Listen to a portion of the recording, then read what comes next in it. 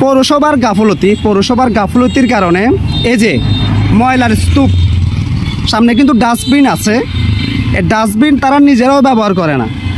পরশুরামের যতগুলো ময়লা আছে তারা কিন্তু গাড়ি করে পুরো বাজারের ময়লাগুলোকে সংরক্ষণ করে নিয়ে এসে ঠিক এই স্থানটিতে তারা ফেলে। অথচ পৌরসভার কাজ হচ্ছে ময়লা পরিষ্কার করে দূরে কোথাও নিয়ে সেগুলোকে ফেলে দেওয়া। আপনাদেরকে ভিতরের একটু দৃশ্যটা একটু দেখাই। ভিতরে ডাস্টবিনের ভিতরের অবস্থা প্রায় খালি, অনেকটাই খালি, ময়লা নাই বললে চলে। অথচ ময়লা থাকার কথা হচ্ছে এখানে, আর ময়লা পড়ে আছে এই জায়গায়, ময়লার স্তূপ হচ্ছে এই জায়গায়।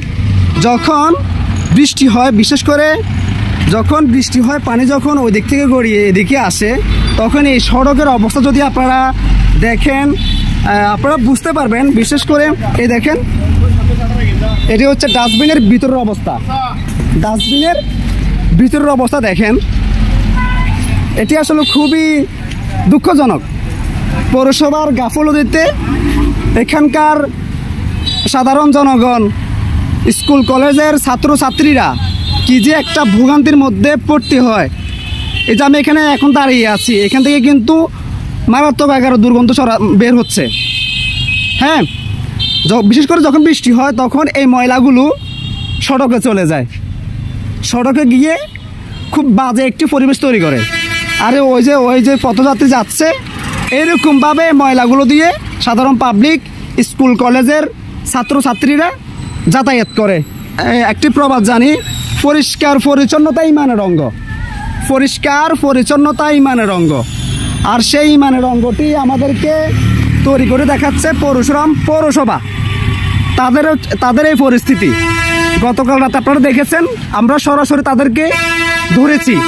পরশুরামের প্রত্যেকটা স্থান থেকে ময়লা এনে তারা কিন্তু এখানে স্তূপ করে, এবং তাদেরকে যখন কালকে জিজ্ঞাসা করা হয়েছিল আপনারা এখানে কেন ময়লা ফেলেন, তারা বলেছে এটা কোনো সমস্যা না, আমরা এখান থেকে পরশুরাম বাজারে যে ময়লাগুলো আছে সেখান থেকে সংরক্ষণ করে আমরা এখানে এনে জমাট করি, এবং এখান থেকে আমরা এগুলোকে অন্য জায়গায় নিয়ে ফেলি।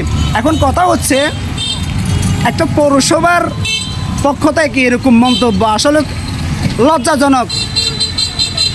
আর কোন জায়গায় এনে ফেলতেছে, যে জায়গাটা সবচেয়ে ব্যস্ত।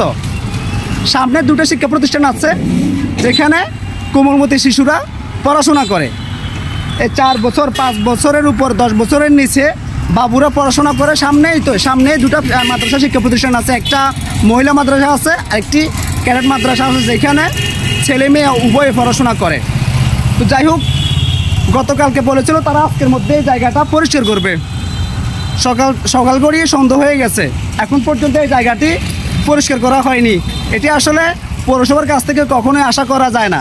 এই ডাস্টবিনগুলো কেন? এই ডাস্টবিনগুলো হচ্ছে নামে মাত্র, আমরা ডাস্টবিনগুলো দিয়েছে, আমরা কিন্তু সেগুলো কিন্তু ব্যবহার করছি না। তার পাশাপাশি শুধু পৌরসভার দোষ দিলেও হবে না, এখানকার আশপাশের যারা দোকানদার রয়েছে বাজারে এই জায়গায় ময়লা এনে ফেলে, তারা সম্পূর্ণ পথটা হেঁটে আসতে পারে। যখন ডাস্টবিনের কাছে আসে, একটুকু জায়গা তারা এখানে হেঁটে এসে ডাস্টবিনের ভিতরে ময়লাটা ফেলতে তারা চায় না। তারা দূর থেকে এটাও মেলা মারে, দূর থেকে মেলা মারার পর আপনারা ময়লাটা ফেলে দিয়ে তারা চলে যায়। তো যাই হোক, দোষে গুণে সবাই আমরা আছি। তো পৌরসভার দৃষ্টি আকর্ষণ করছি, আপনারা দয়া করে এই ময়লাগুলো এখান থেকে ফেলবেন। আপনার সন্তান এখান দিয়ে চলাফেরা করে, আপনার মা বোনেরা এখান দিয়ে চলাফেরা করে, বা আপনার বাবা এখান থেকে চলাফেরা করে। আশা করে বুঝতে পেরেছেন।